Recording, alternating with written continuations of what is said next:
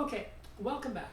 So, a thing that we want to take a look at as we begin to move beyond just looking at one dimension for motion, for forces, for momentum, and whatnot, is the geometries that we encounter when we add a second or more dimensions. And so, one thing we're going to run into when we want to relate what's going on, say, along the left-right axis compared to what's going along the up-down axis. So we can fit those together with triangles. So we need to take a look at the relationships, the mathematical relationships between the sides and the angles of triangles, the lengths of those sides and the sizes of those angles. And we're going to need to use those as we relate all of our vector quantities to each other in physics in more than one dimension. Things like position, velocity, acceleration, force, momentum. So while you may be very familiar with this from mathematics classes, I want to make sure that we have an opportunity to review them here. The trigonometry that we may need in a typical high school course of physics is right triangle trigonometry. We want to know the relationships between these different sides of a right triangle. And so here we go. So first off, I'll call this angle here that one of our not right angles. I'll label it theta, lowercase theta, the Greek equivalent for the th sound. And relative to that angle theta, we have the longest side of our right triangle, of course, which is the hypotenuse. And we have our adjacent side, the side that's other than the hypotenuse, that's right next to that angle theta, and the side that's opposite that angle theta. And so we know that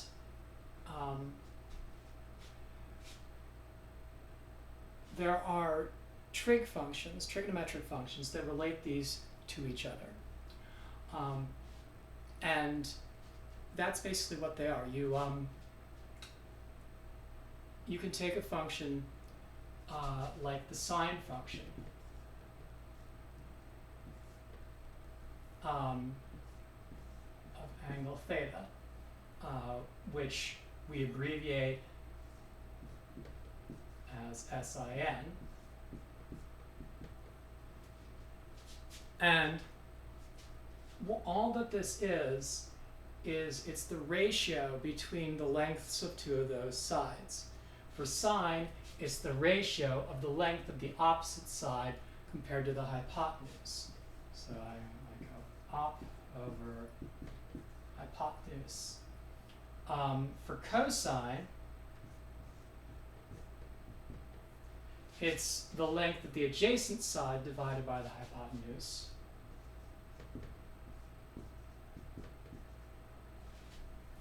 And for tangent,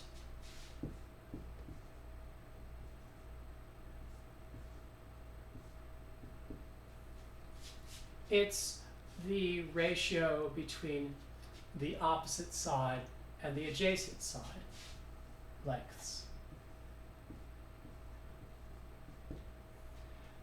And if you've encountered trigonometry before, you've probably run into one of the more common mnemonics for remembering these ratios, where sine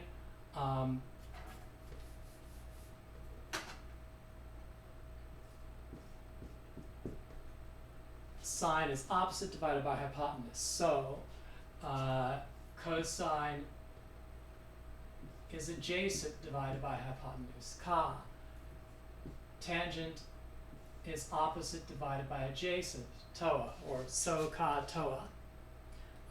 My high school geometry teacher had an alternate mnemonic which has stuck with me, so it must be pretty good. But it's a bit longer. It's for folks of a more romantic flair. Saddle our horses, canter away happily toward other adventures. But, you know, play with it how you like. Anyway,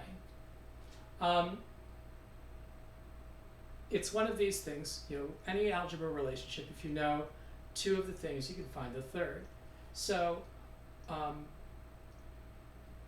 if we know those two lengths, we can figure out what the sine of that angle is. If we know the sine of the angle and one of the lengths, we can find the length of the other one. We also remember from our friend Pythagoras from 5th century BCE that the square of the hypotenuse is equal to the sum of the squares of the two sides added together. So we can relate those lengths together as well. We also know that as with any function, our sine functions we can undo. Let me stick these over to one side for a moment. And I'm going to relabel things to be a little more compact.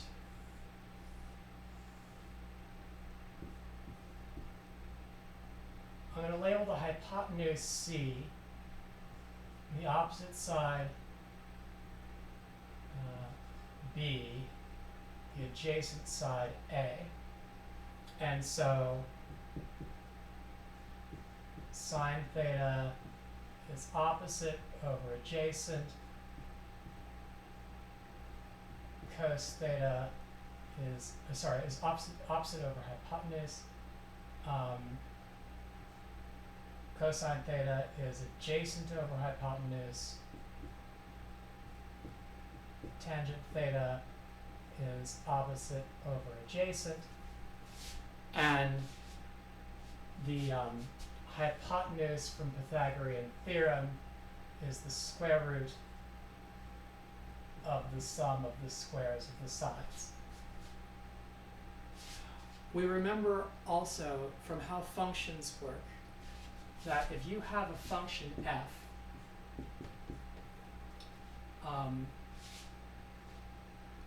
and maybe that function is something simple like you stick a number into it, it's going to do a thing to it, you'll get a number out of it. Maybe your function is just multiplying the original number by 3. So you throw the number 2 in there, out you get the number 6. You throw the number -5 there, out you get the number -15. The function just operates on whatever number you shove in there. It does a thing to it. We also know that there's an inverse function. There are inverse functions.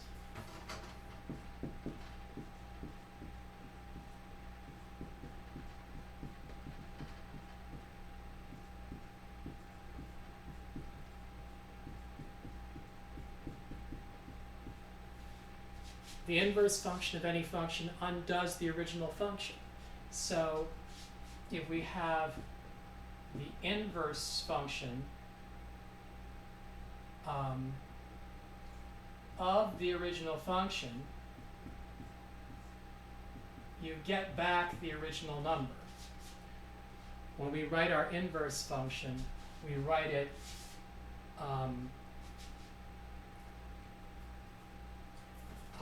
our inverse function like the function to the -1 power of the thing.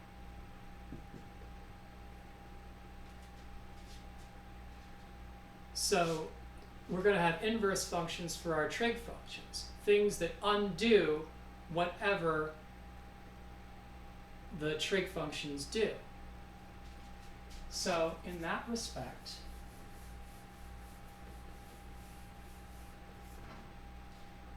the inverse function of sine operating on sine would give us back the original angle. So the inverse function of sine theta would give us theta. So we want to know what theta is. It's got to be the inverse function of the opposite divided by the adjacent sides. Sorry, the opposite divided by the hypotenuse sides. If we want to know that angle, and we know some of these other sides, it's going to be the adjacent divided by the hypotenuse, take the inverse of that, or for the inverse cosine of that, or what I said originally, the opposite divided by the adjacent. If we take the inverse tangent of that, we get that angle. So those are our basic ideas, our basic plans we want to play with for working with right triangle trigonometry. Let's take a look at a quick example here.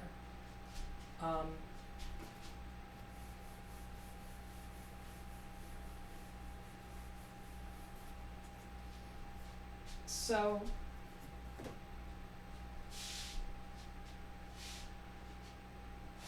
around 2,200 years ago, there was a fellow by the name of Aristarchus of the island of Samos, and he had a radical notion for the time that the Earth was not stationary, but rather it revolved around the sun.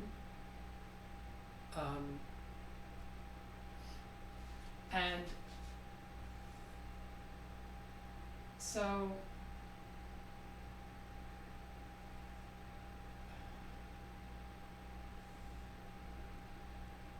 he had an idea of how to figure out how far away the moon was from the Earth compared to the sun, using this idea.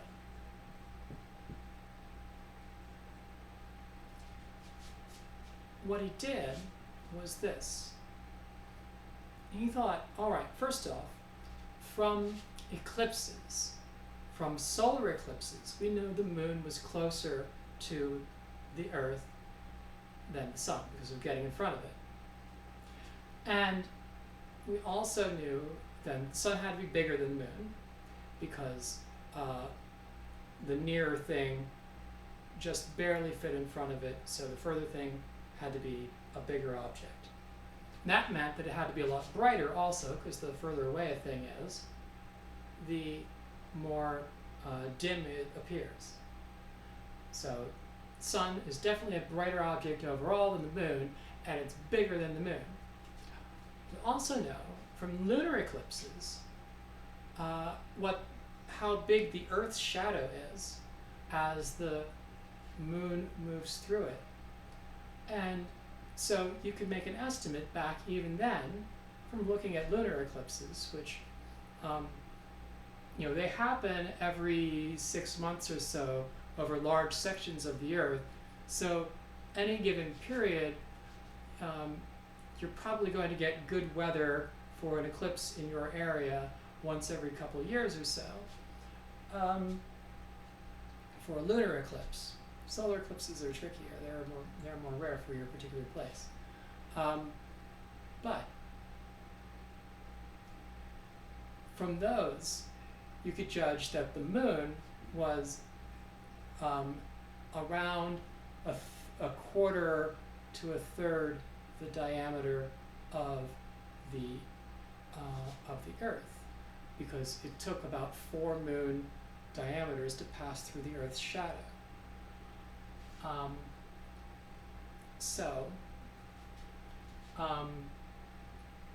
far apart are these things?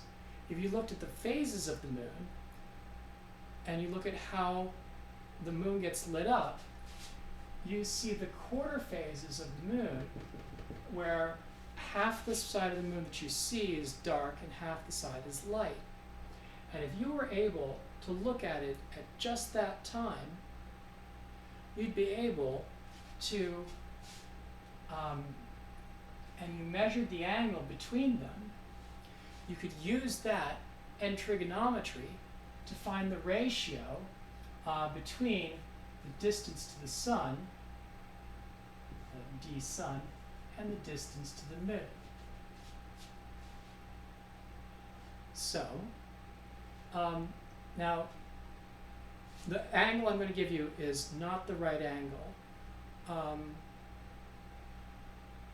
Actually, we'll give you the right angle.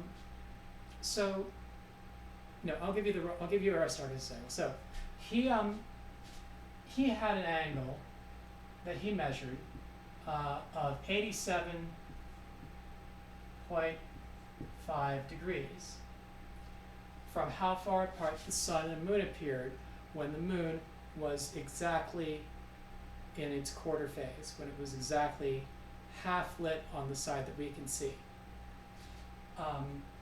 And so we could find that ratio. We know that the way this is drawn, this is our hypotenuse, and this is our adjacent side. So we want a relationship between the adjacent and the hypotenuse sides, and that's cosine. We know that cosine of 87.5 degrees then would equal the ratio dm distance moon over distance sun. So then if we wanted to see, all right, so let's do the algebra for that then. We would say that the distance to the sun then is the distance to the moon divided by cosine of that angle.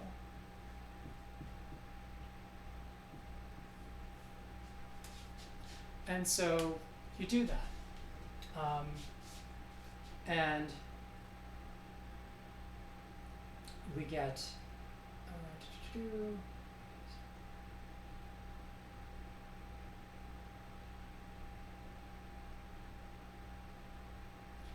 when you do that, we get the distance to the sun is about 23 times as far as the moon is. Now this is wrong. It's further away than that. I'll tell you in just a moment. But it's a big enough deal that it also tells you that that's also how many times bigger the sun has to be than the moon in order to be blocked entirely by the moon during an eclipse. So if the moon's only about 4 times smaller than the Earth, then that means the sun's got to be like 6 times bigger than the Earth-ish, according to these observations. So it's this thing that's really big and huge and super bright because it's so far away. Maybe it's the more important object. Maybe it's the more, so this is sort of the reasoning behind why he thought that the sun was at the center of the universe instead of the Earth. Let's work with inverse functions and see what the angle would really be if we know the right ratios. So the real ratio is around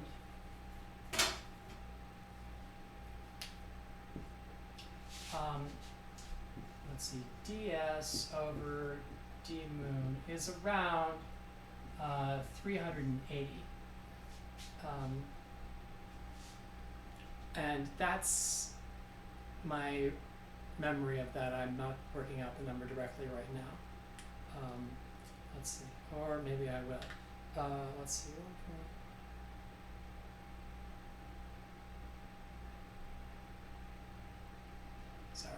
389.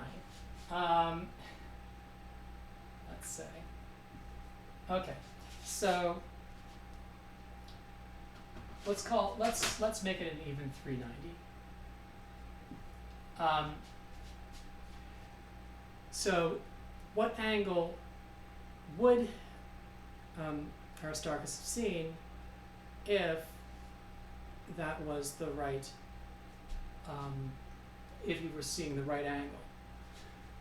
How big is this angle? Well, we know that cosine of theta would give us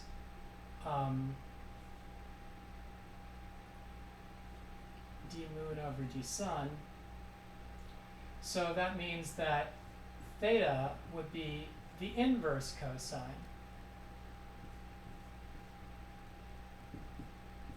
of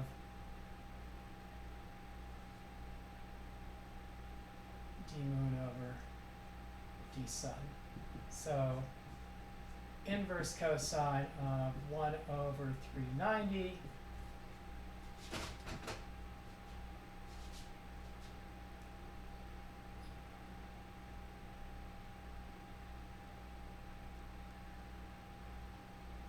and that's about 89.85 degrees. So really close to 90 degrees. So that, that was a really hard angle to have been able to measure 2,200 years ago with the instruments available at the time. So it's no wonder that he was off. But anyway, that's how we can play with trig functions and inverse trig functions relating sides and angles of triangles to each other.